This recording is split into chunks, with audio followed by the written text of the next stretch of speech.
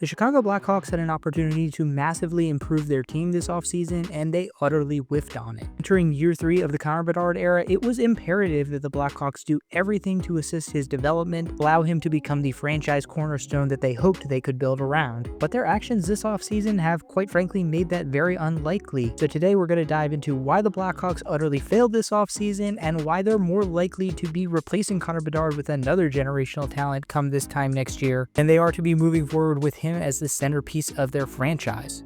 Forget me? You should forget it. You're living in the past, man. Last year, the Chicago Blackhawks were not expected to be very good, but there was a hope that they would take a huge step forward in their development, notably with regards to their franchise player Connor Bedard and the rest of their young core. Unfortunately, that didn't happen. The Chicago Blackhawks finished with the second worst record in the NHL, second worst goal differential in the entire league, and were basically never competitive throughout the season. Luke Richardson was unsurprisingly a total disaster for the Chicago Blackhawks, and he was shit-canned on December 5th of 2024, replaced by interim head coach Anders Sorensen. Unsurprisingly, things did not get that much better for the Hawks once they turned to Sorensen, including the stretch in March when they only won 2 games. At the deadline, they made a huge move trading away Seth Jones to the Florida Panthers in exchange for young goaltender Spencer Knight. While Blackhawks fans were thrilled to be rid of the underachieving defenseman, he would go on to be a key contributor for the Panthers as they went on a back-to-back cup run. They also gave away Taylor Hall for absolutely nothing, and unsurprisingly, he became a very good contributor for the Carolina Hurricanes and has re-signed with them for another 3 years. So just a bang-up job building around your young franchise player, guys. Don't turn your back on me. Let's get one thing straight. This is Shooter's tour. I've worked hard my whole life, paid my dues, and now it's Shooter's turn.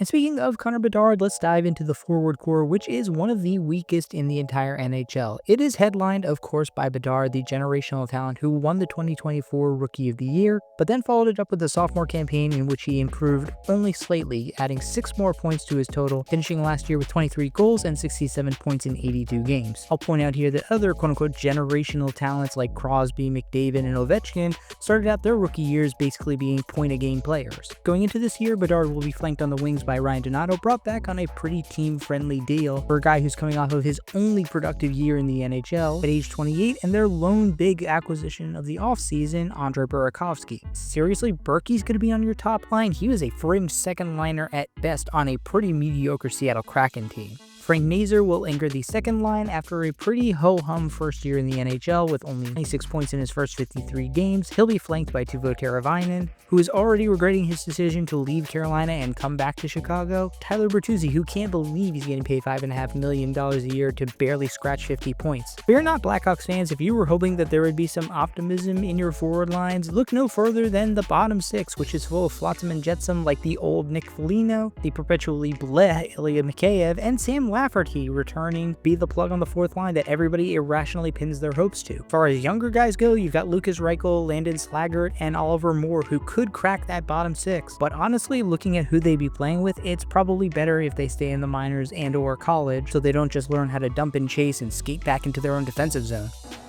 All we hear is about their defense. They can't stop a nosebleed.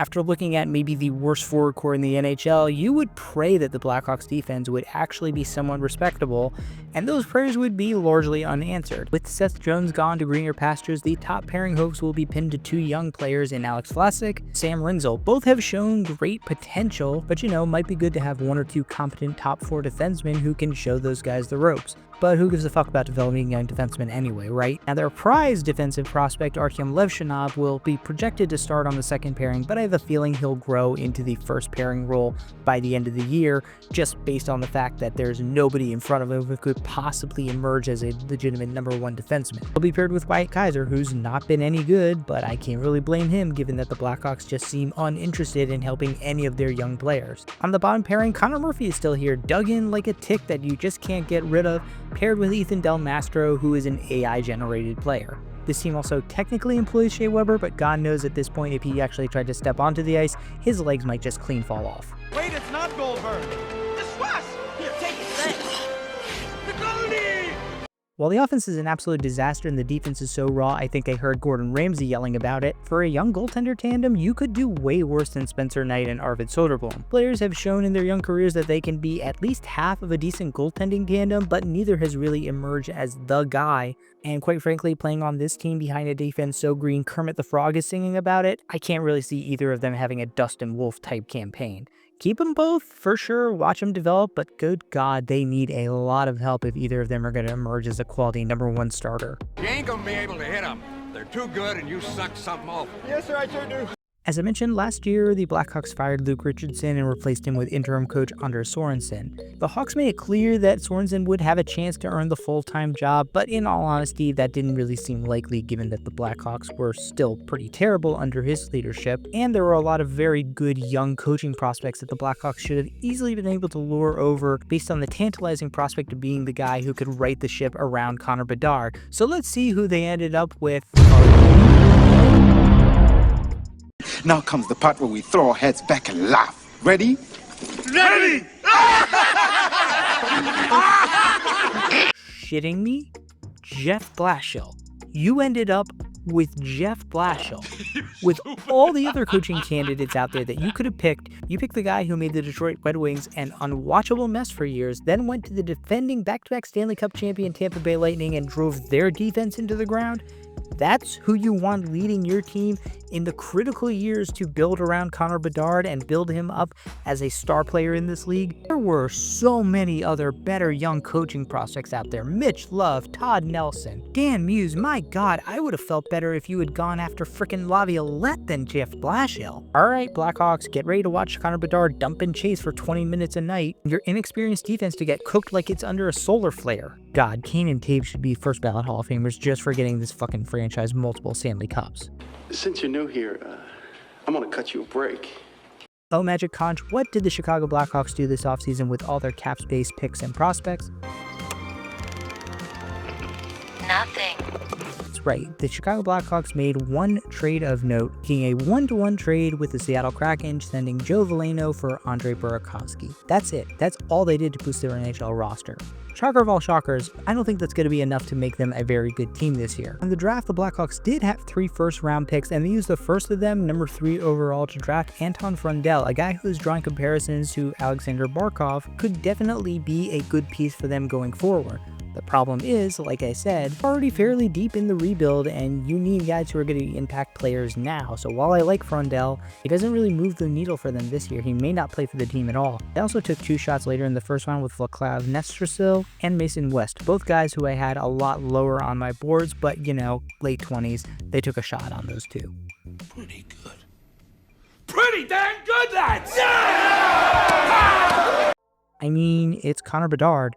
He's the only name in town, and you had opportunities this offseason with a lot of cap space, picks and prospects to make a big splash and add some legitimate help for him, and all you did was bring in fucking Andre Burakovsky in a trade for Joe Veleno. I get it, you were never in the Mitch Marner sweepstakes, and guys like Tavares and Duchesne took hometown discounts to stay there, but fuck me, you couldn't even get into the JJ Peterka sweepstakes. You're not sniffing around on Bowen Byram. You seem to have absolutely no interest in Jason Robertson, or just unwilling to throw out big money on veterans like Corey Perry. I'm not saying it would have been a smart investment of your money, but my God, you guys had to do something to give Bedard at least a chance to develop. The stats right now, he's between 2 wingers who between them have 2 seasons in which they put up more than 50 points. This is a guy who, with all the expectations around him, if you told me he was putting up 80 points in his 3rd season in the NHL, a lot of people would have seen that as a massive disappointment, and as it stands, he might struggle to hit 70 points this year with the talent around him. The Blackhawks are just explicitly banking that Bedard is such a special talent that he's just going to be able to elevate everything around him, and thus far he has not shown that he is that kind of special talent. We are one more mediocre year away from officially closing the book on putting him in the conversation of guys like Crosby, McDavid, Ovechkin, and Matthews, and firmly putting him in the tier of guys like Tavares, Jack Hughes, and Nico Hischier. Great players, but not necessarily franchise cornerstone players.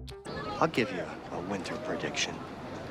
It's gonna be cold, it's gonna be gray, and it's gonna last you for the rest of your life. Stunner of all stunner, I don't think the Chicago Blackhawks are going to be any better this year than they were last year. Forwards got no better unless guys like Nazar, Oliver Moore, and Landon Slaggert turn out to be very good. And as I said, they are heavily banking that Connor Bedard is going to go full Jesus mode and save them. They're also banking that Ryan Donato's career year last year wasn't just a fluke, that one of Bertuzzi, Burakovsky, or Teravainen can turn into a legitimate top-line wing. Defensively, they got a lot greener. Losing Seth Jones ultimately is a net negative for them, them, even though it opens up some opportunities for their younger defensemen, who I like, to get more playing time. The big problem is they got probably one of the worst coaching hires of the entire offseason in Jeff Blashill, a guy who Detroit fans will defend by saying, well, he didn't have any talent to work with. I'm sorry, have you looked at this roster? There's no talent on here. They need a coach who can do more with less, and that is absolutely not something that Blashill has shown he can be. Where does that leave the Blackhawks? Probably they're going to be in contention for the #1 overall pick, which goes back to what I said at the beginning of the video. Connor Bedard might be getting usurped by Gavin McKenna in a year's time. Another prospect with a generational label who the Blackhawks will try and convince their fans in the NHL they will not screw up this time like they just did with Bedard. Personally though, I think if there's any justice in the world, the Blackhawks will not have a chance to spin their wheels on another incredibly talented forward and will instead be forced to finally build around the young talent that they do have.